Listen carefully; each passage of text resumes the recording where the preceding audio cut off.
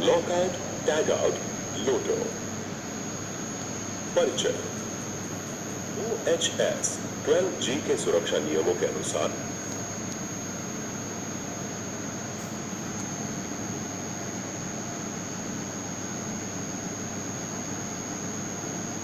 किसी भी उपकरण में एक या अधिक ऊर्जा स्रोत की पहचान करने के लिए उसके सर्वेक्षण की आवश्यकता होती है। इस कार्य के लिए फॉर्म ए और फॉर्म बी के उपयोग की आवश्यकता है। तय मानकों या स्टैंडर्ड्स के अनुसार हर फॉर्म में उपकरण द्वारा किए जाने वाले सभी संभावित कार्यों की एक लिस्ट होगी। इसमें प्रत्येक जॉब को उसकी प्रकृति के आधार पर आइसोलेशन की जरूरत हो सकती है। हालांकि कई कार्यों में आइसोलेशन की जरूरत नहीं होती है, जैसे कि वाइब्रेशन या कंपन को नापना और लुब्रिकेशन करना। कुछ को केवल अपस्ट्रीम आइसोलेशन की आवश्यकता हो सकती है, जबकि कुछ को अपस्ट्रीम और डाउनस्ट्रीम एनर्जी पॉइंट दोनों के लिए आइसोलेशन की आवश्यकता हो सकती है। अदानी के सभी साइटों पर हर दिन ऊर्जा के विभिन्न स्वरूपों का प्रयोग किया जाता है, जिनमें विद्युत ऊर्जा, यांत्रिक ऊर्जा, रासायनिक ऊर्जा, तापीय ऊर्जा, द्रव चालित ऊर्जा आदि शामिल है। इन सभी ऊर्जाओं को समुचित रूप से नियंत्रित किया जाना बेहद जरूरी है। अगर ऐसे नहीं किया जाता है तो ये गंभीर चोट या किसी की मौत का कारण भी बन सकती है, इसलिए इन्हें खतरनाक भी माना जाता है।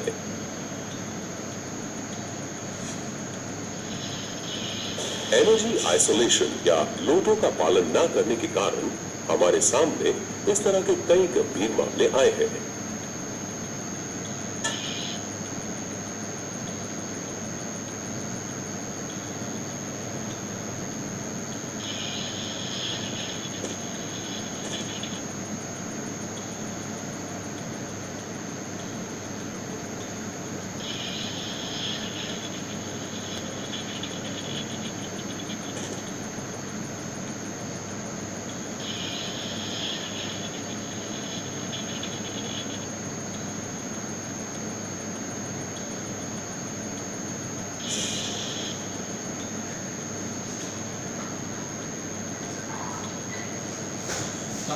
महत्वपूर्ण सीख जो इन घटनाओं से ले सकते हैं, ये हमेशा सुनिश्चित करें ऊर्जा स्रोतों या उसके साधनों का आइसोलेशन किया गया है। ऊर्जा स्रोत के आइसोलेशन की प्लानिंग इसमें शामिल रिस्क के आधार पर ही बनाई जानी चाहिए। टीम को सुनिश्चित और प्रमाणित करना चाहिए कि स्विच को ऑफ मोड में डालने से बिजली वास्तव में बंद हो जाती है। ऊर्जा के अभाव में स्टोर की गई बिजली को प्रमाणीकरण के साथ मुक्त किया जाना चाहिए। बिजली के काम और सफाई के लिए उपयोग किए जाने वाले सभी टूल्स को एक साथ इंसुलेट किया जाना चाहिए और दोबारा उपयोग करने से पहले उन्हें प्रमाणित भी किया जाना चाहिए। JSA, PTW और पॉजिटिव आइसोलेशन का पालन करने के अलावा कोई दूसरा विकल्प नहीं है। अदानी स्टैंडर्ड्स का क्या उद्देश्य है? अदानी स्टैंडर्ड्स का उद्देश्य खतरनाक ऊर्जा को नियंत्रित करना है, जिससे अदानी की सुरक्षा नीति और जीवन रक्षक सुरक्षा नियमों को बल मिल सके। साथ ही साथ इसका उद्देश्य एक व्यवस्थित और ऑडिटेबल तरीके से शून्य दोष और शून्य कानून के गैर अनुपालन का पालन करना, इसके जरिए व्यवसायिक लक्ष्य के साथ जीरो हार्म के लक्ष्य को प्राप्त करना है। लॉकआउट टैग आउट क्या है? लॉकआउट टैग आउट एक तरह के सुरक्षा मानक है जो परमिट टू वर्क सिस्टम का एक अभिन्न अंग है।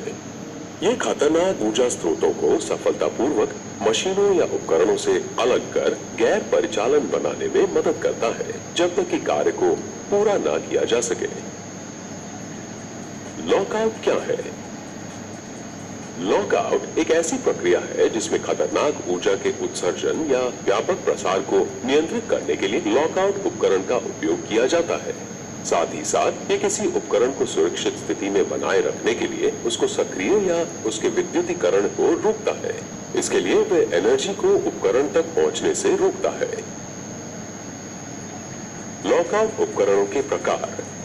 सामान्यतः उपयोग किए जाने वाले लॉकआउट उपकरणों में शामिल है इलेक्ट्रिकल लॉकआउट डिवाइस, उपकरण को पुनः सक्रिय होने से रोकने के लिए आइसोलेशन के बाद विद्युत प्रणाली को बंद कर देता है।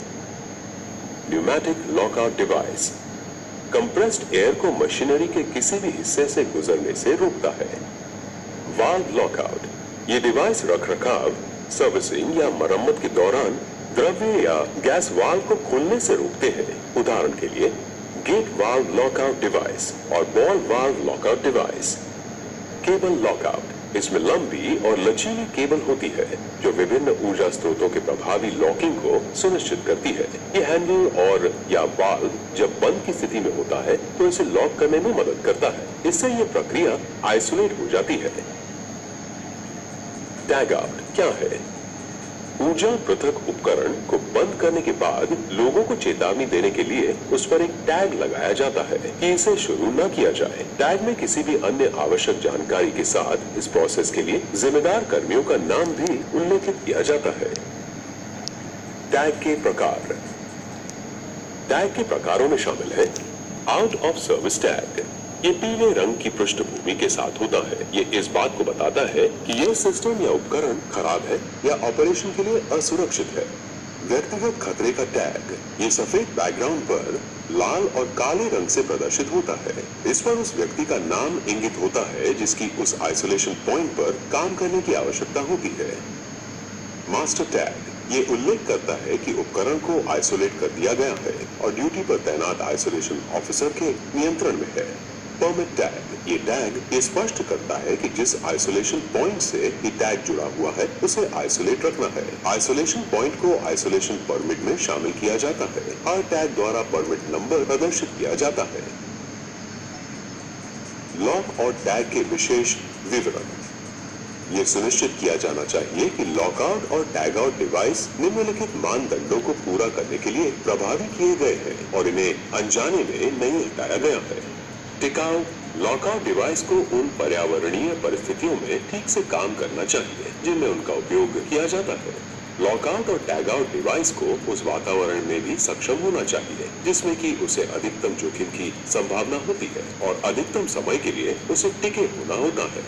टैग आउट डिवाइस पर लिखी चेतावनी गीली, नम या जंग लग सकने वाली स्थितियों में भी स्पष्ट रूप से पढ़ी जा सकने वाली होनी चाहिए। टैग सुरक्षित रूप से एनर्जी आइसोलेशन डिवाइस से जुड़ा होना चाहिए ताकि उपयोग के दौरान अनजाने में या गलती से उन्हें अलग न किया जा सके।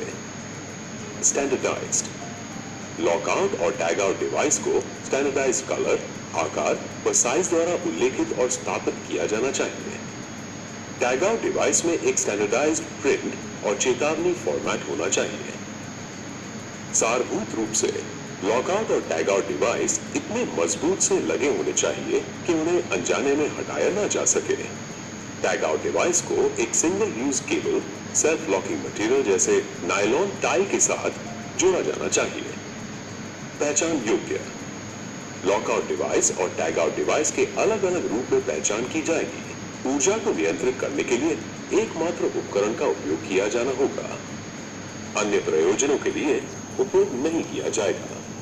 कोई भी कर्मचारी जो लॉकआउट या टैग आउट डिवाइस देखता है वो ये पहचानने में और समझने में सक्षम हो